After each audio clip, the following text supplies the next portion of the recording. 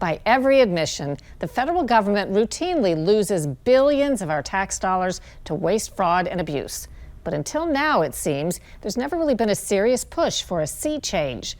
Lisa Fletcher digs into the new Trump administration's Doge efforts, headed up by Elon Musk. F-35 fighter jets might be the cornerstone of American air power, but they're expensive, at around $100 million apiece. And overall, the F-35 program now $183 billion over budget. Problems with the jet recently caught the attention of Elon Musk, who called it the worst military value for money in history. Take over, Elon, just take over. The billionaire poured hundreds of millions of his own money into President Trump's election. Now, he and biotech billionaire and former Republican presidential candidate Vivek Ramaswamy are heading what's known as the Department of Government Efficiency, or Doge. How much do you think we can rip out of this wasted $6.5 trillion Harris-Biden budget? Well, I think we can do at least $2 trillion. Yeah! The U.S. government spent $6.75 trillion in the last fiscal year, so $2 trillion in savings would represent around a 30% cut in federal spending.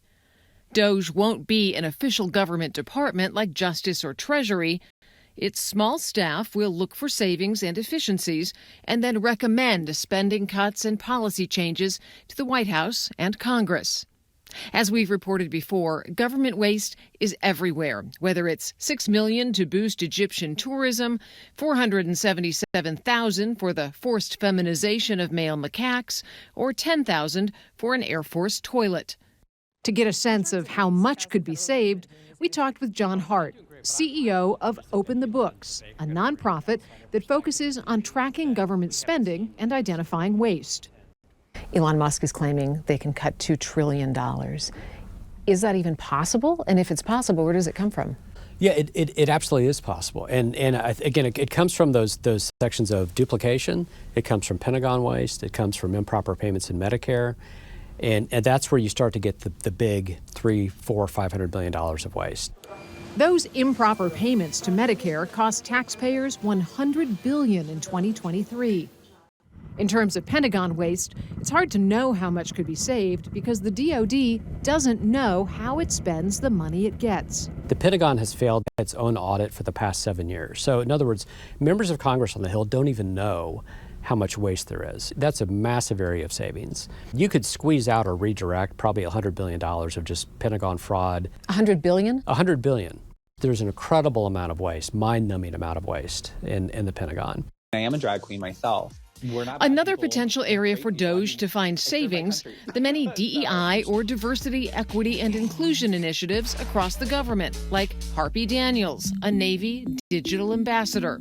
Critics say money has been wasted seeking the illusion of racial and gender diversity in the workforce and in federal missions, actually making government less efficient and more expensive. At HHS, for example, Health and Human Services, where there's almost 300 employees just focused on DEI, and that costs $40 million. Every dollar we spend on DEI is a dollar not available to do cancer research. Every dollar we spend on DEI is a dollar not available to study heart disease. The leaders of Doge say they might also recommend eliminating entire departments. Are you going to be closing down departments? We expect mass reductions. We expect certain agencies to be deleted outright. We expect mass reductions in force in areas of the federal government that are bloated. We expect massive cuts among federal contractors and others who are overbilling the federal government. But according to budget and spending experts, the goal of saving trillions of dollars won't happen without addressing government's biggest costs, so-called entitlement programs like Social Security and Medicare. We have to be honest, and the American people are going to figure out that if you don't deal with Medicare and Social Security, they're going to become insolvent, and people will have their benefits cut. And if history is any guide, many cost-saving efforts have failed when they get anywhere near Social Security and Medicare. For Full Measure, I'm Lisa Fletcher in Washington.